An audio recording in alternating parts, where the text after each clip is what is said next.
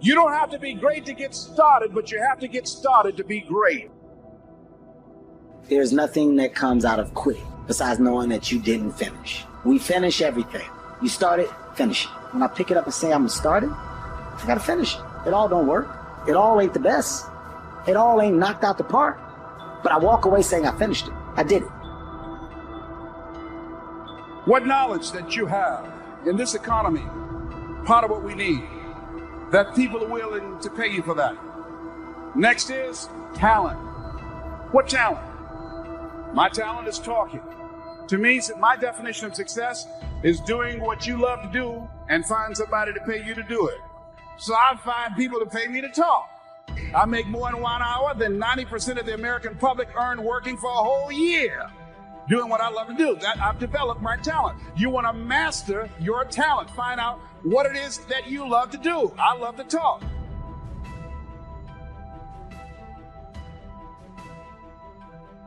How often do we procrastinate? How often do we say stuff like, yeah, I really should do that. I don't know. I guess I'm just lazy. We have a problem with too many choices, too many options, and not following through on any of them.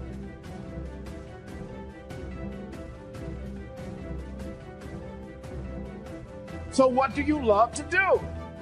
And then explore ways in which you can earn a living doing that. Cooking, writing, painting, working with numbers, working with people.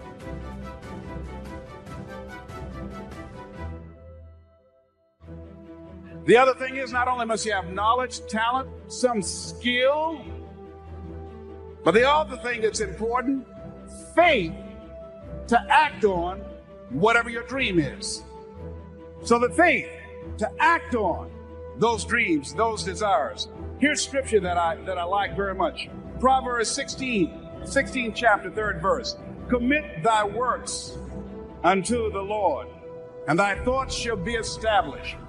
Commit means to carry into action deliberately. Commit means to make it happen no matter what.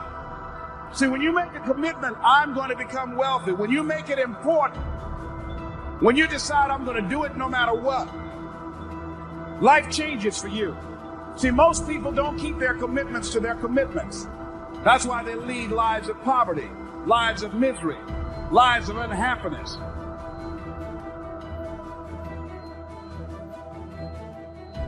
And with the joy and results of our efforts, we continue to apply, to learn, to observe, to fuel our ambition with the positive reinforcement of continued progress. Pretty soon, we'll find that we're swept into a spiral of achievement, a vertical rise to success. But for this whole process to work for us, we must first master the art of discipline, self-discipline, consistent self-discipline. What's at the core of achieving the good life? The major key to the good life. The major key is not in learning how to set goals. It is not in learning how to better manage your time. It is not in mastering the attributes of leadership. Every day in 1,000 different ways, we are trying to improve ourselves by learning how to do things. We spend a lifetime gathering knowledge in classrooms, in textbooks, in experiences. Now, if knowledge is power, if knowledge is the forerunner to success, then why do we fall short of our objectives?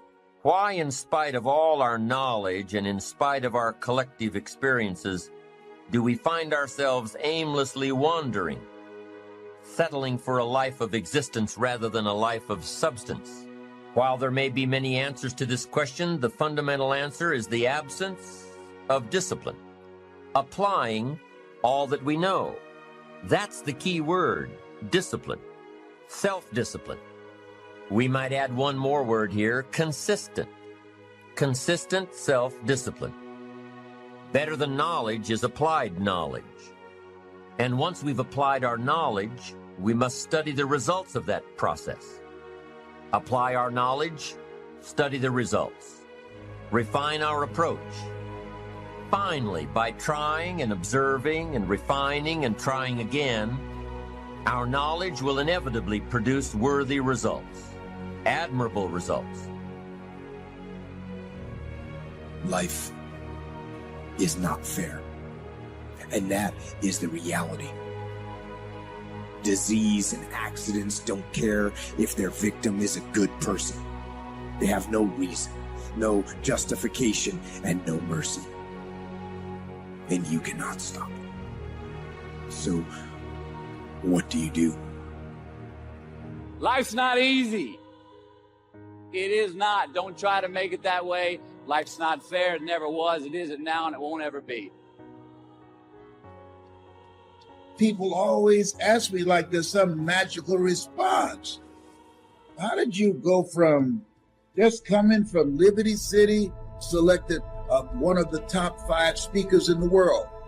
I was willing to work. Most people aren't willing to do that because I was moving. I want you to write this down. Keep it moving. One of the things that you don't want to do is become comfortable with where you are when you know in your heart of hearts you can have more and you can do more, and there's a life for you beyond survival. And I just felt that I can do more. Keep going because there's people that don't want to see you succeed. Keep going because you want to prove those people wrong. You want to knock the naysayers down. You want to make them your footstool. I'm telling you to keep going when you face opposition. I'm telling you to keep going when you face adversity.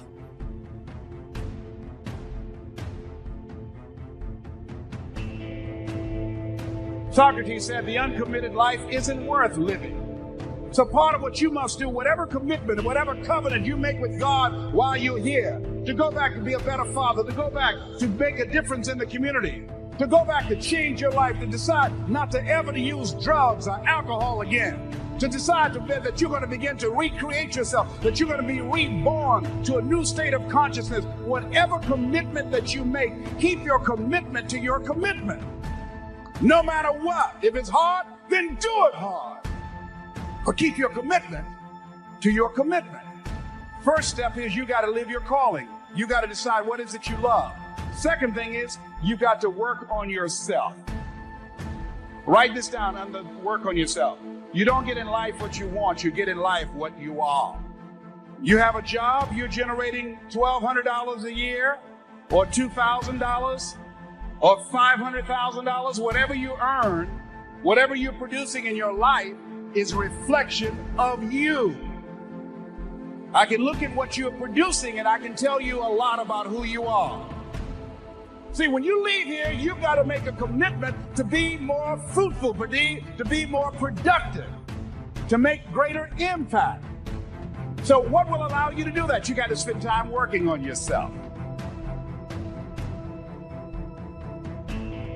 You have to make that decision for yourself. You have to decide, I'm going to pursue that path, which is going to be really, really hard and difficult and take many, many years and be a great sacrifice, or am I going to pursue being a great employee? Now, if you want to be a great employee, you've got to remember something. You're hired to help someone else achieve their goals, which is cool. There's nothing wrong with it. But if you don't understand that, you are not going to be a good employee. So you have a boss and they say, here's our goal for the quarter. You're going to help me get there. You work like hell to make sure that they achieve that goal. You're part of that team. That's very important. And then you keep moving up the ladder. And the great thing about that is if you're a good employee, you can also do very well. It's not the same as being an entrepreneur. You're never going to probably make as much money as you could have had you started the company, is my point. But you'll get the Saturdays off, the Sundays hang out, go to the soccer games with the kids, have a more balanced life. There is no balance in entrepreneurship. You've got to die as you are now. You've got to be willing to give up who you are now for what you can become. Certain things will no longer fit into your life. There's no place for it. In order to do something you've never done, you've got to be someone you've never been. So you've got to spend serious time reading, writing your goals down, reading scripture, anchoring yourself spiritually to handle the storms of life, because they're going to come.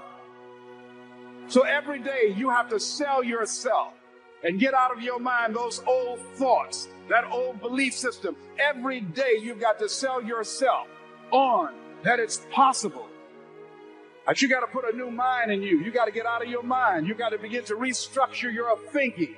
every day, you've got to begin to recondition your mind. See, let me share something with you. The easiest thing I've ever done was to earn $1 million. The most difficult thing I've ever done was to believe it could happen to me. That was the most difficult part.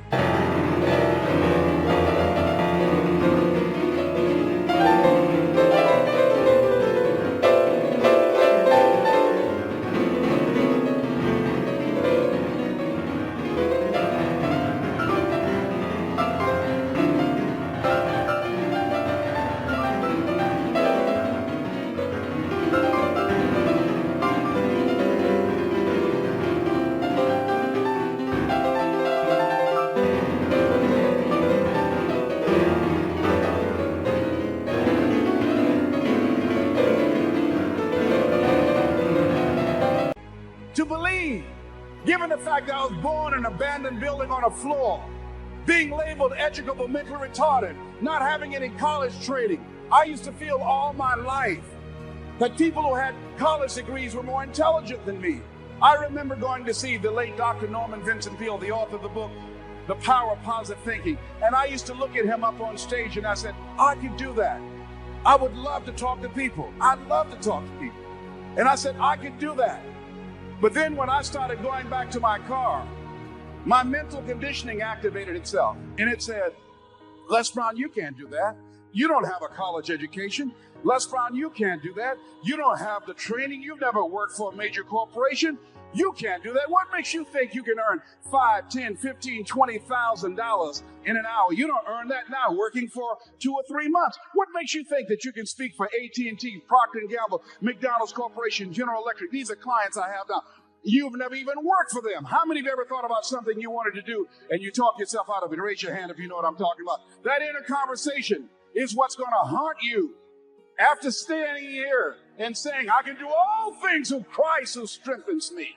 After saying that again and again, we are more than conquerors. That inner conversation will cause you, when you leave here, to go back leading a life of mediocrity, leading a life of unproductivity, leading a life of poverty. See, we live in a world where we believe that bad things are supposed to happen to us. I remember at a point in my life, Bishop, when things are going good for me, and I said, this is too good to be true. Something is bound to happen. Guess what?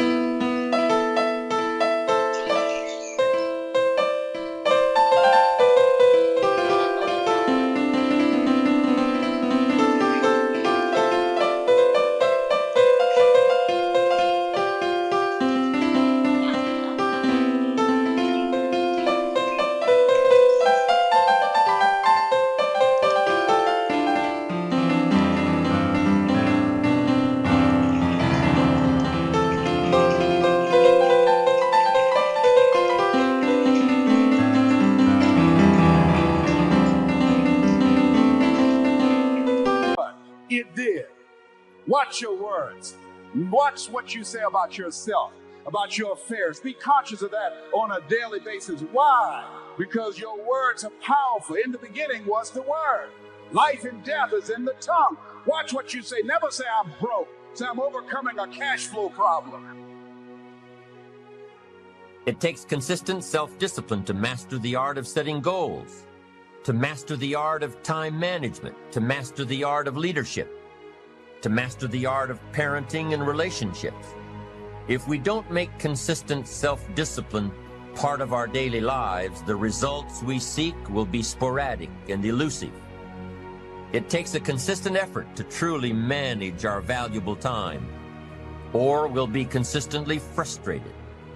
It takes discipline to conquer the nagging voices in our minds, the fear of failure, the fear of success, the fear of poverty, the fear of a broken heart. It takes discipline to keep trying when that nagging voice within us brings up the possibility of failure. It takes discipline to admit our errors and recognize our limitations. The voice of the human ego speaks to all of us. Sometimes the voice of ego says that we should magnify our value beyond our results. It leads us to exaggerate, to not be totally honest. It takes discipline to be totally honest, both with ourselves and with others. Be certain of one thing, Every exaggeration of the truth, once detected by others, destroys our credibility and makes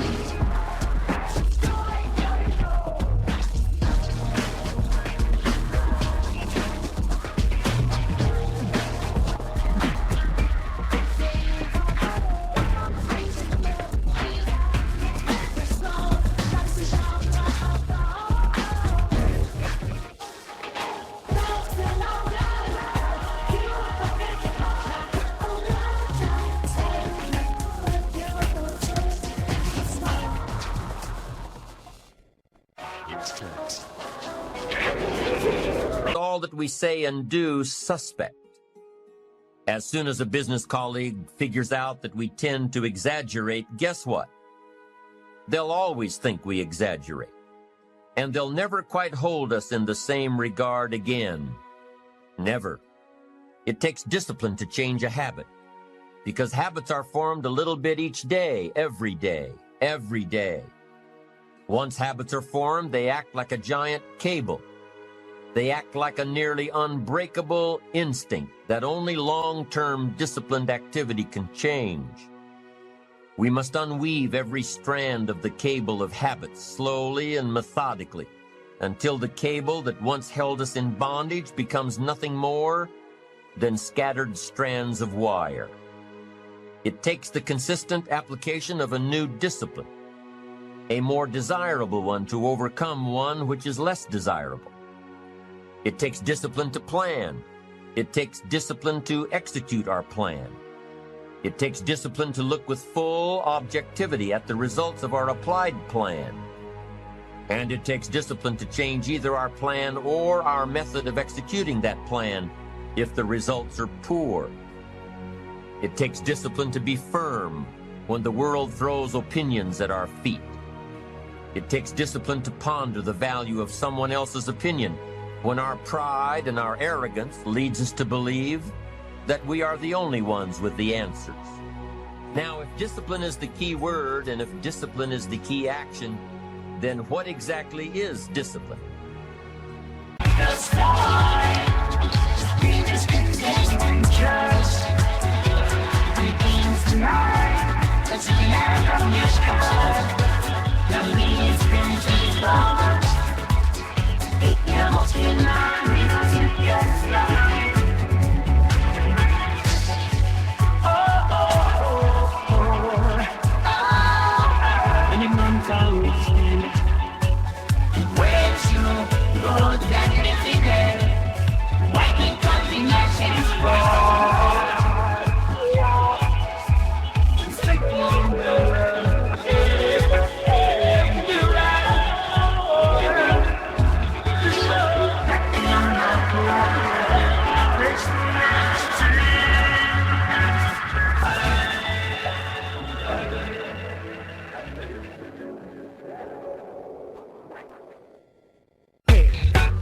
One good answer might be that discipline is a constant human awareness of the need for action and a conscious act by us to implement that action. If our awareness and our implementations occur at the same time, then we begin a valued sequence of disciplined activity. Now, here's the other side of discipline. If there's considerable time that passes between the moment of awareness and the time of our implementation, then that is called procrastination. Doing it tomorrow instead of today. Procrastination, an almost exact opposite of discipline. The voice within us says, get it done. Discipline then says, do it now. Do it to the best of your ability, today, tomorrow, and always, until finally the worthy deed becomes instinctive. Procrastination says later, tomorrow, whenever I get a chance. In every circumstance we face, we are constantly presented with these two choices. Do it now or do it later. Discipline and procrastination. A choice between a disciplined existence bearing the fruit of achievement and contentment, or procrastination, the easy life for which the future will bear no fruit, only the bare branches of mediocrity.